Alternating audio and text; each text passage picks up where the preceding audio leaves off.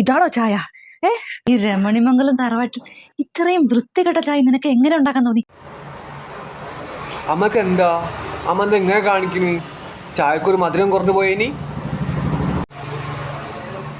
ശ്വാസം വലിക്കുന്നു, മസിൽ പിടിക്കുന്നു. ഇത് വീടാണ് കേട്ടോ.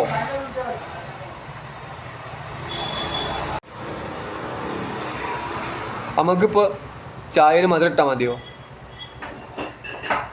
അതെ,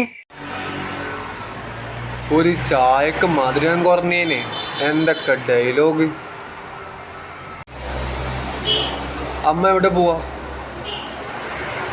ഞാൻ ഈ സാരി ഒന്ന് മാറിയിട്ട് വരാം. ഇപ്പൊ ഇത് കൊടുത്തിട്ട് 3 മണിക്കൂറായി, ഏകദേശം വേർക്കാൻ തുടങ്ങി. ഇനി വേറെ സാരി എടുത്തു. മടുത്തു. നിനക്ക് എന്തിന്റെ കേടാ? എനിക്ക് അറിയാത്തോണ്ട് ചോദിക്കുക. സാധാരണ മനുഷ്യന്മാര് ഒരു സാരിയെ മാറുള്ളൂ. ഇത് രാവിലെ തൊട്ടിട്ട് ഉച്ച വരെ ഒരു സാരി, ഉച്ച തൊട്ടിട്ട് വൈകുന്നേരം വരെ ഒരു സാരി, പിന്നെ കിടക്കാൻ പോകുമ്പോൾ രാത്രി ഒരു സാരി. എനിക്ക് മടുത്തു.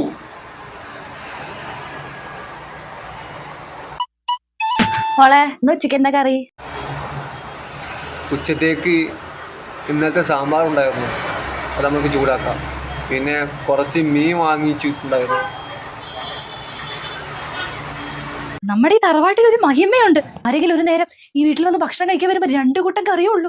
പാടില്ല, ശരിയാവില്ല. പോയി വേഗം 8 കൂട്ടം കറി ഉണ്ടാക്കോ. അതെ, ഞങ്ങൾ രാജവംശത്തിൽപ്പെട്ട കുടുംബമാണോ? ഈ പൊട്ടിപ്പൊളിഞ്ഞ വീട് കണ്ടിട്ട് അമ്മക്ക് തോന്നുന്നുണ്ടോ?